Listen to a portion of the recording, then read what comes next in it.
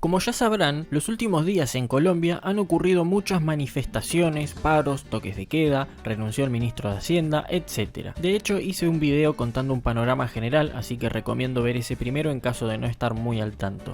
Pero lo que me llamó la atención ayer fue ver a muchos kirchneristas y zurdos socialistas progres argentinos compartir un poco la información de lo que pasa en Colombia con mucha indignación. Lo interesante es que les indigna lo de Colombia y te hablan de gobierno de ultraderecha neoliberal, pero de Argentina no dicen nada. Comparemos algunas cosas. Colombia respecto a la pandemia está siendo uno de los países más afectados del mundo.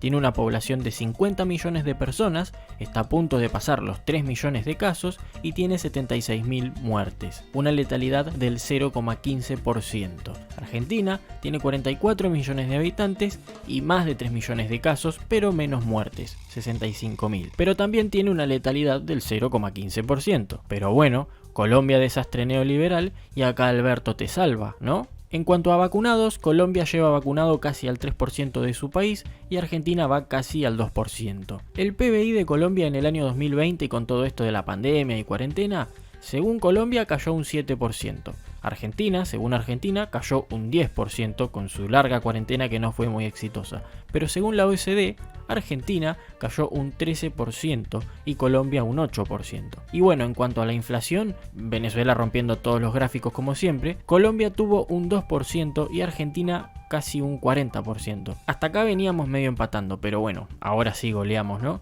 El salario mínimo de Colombia y de Argentina están muy parecidos.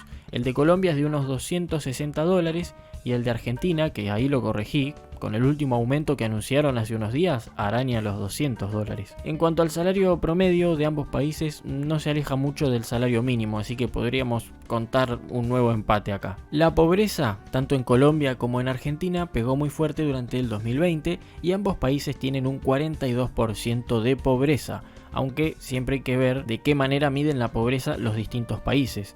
Pero más o menos ambos países usan el mismo método de medir la alimentación y servicios básicos para determinar esta temática. Aunque Colombia también usa otro método más para complementar, pero como sea, podríamos decir que acá hay otro empate. Pero vayamos al detonante del caos en Colombia. Lo que le colmó del todo la paciencia al pueblo colombiano fue que en ese contexto de crisis y pandemia, el presidente anunciara una reforma tributaria donde le iba a aumentar los impuestos a los alimentos y a los servicios como el transporte y la energía.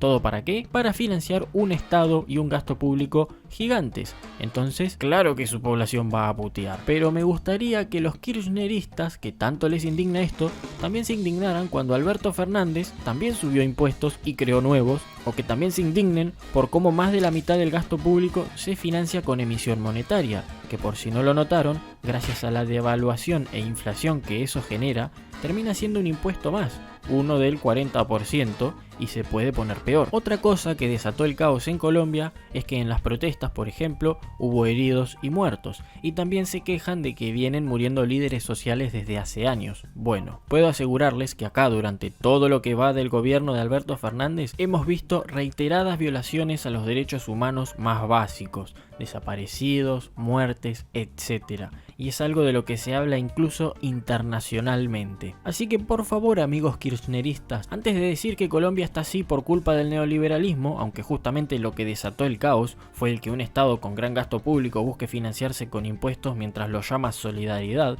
o sea, el típico socialismo y populismo de siempre al que el mismo Alberto estuvo recurriendo, mejor miren su propio patio y empiecen criticando por casa, porque básicamente estamos en una muy parecida.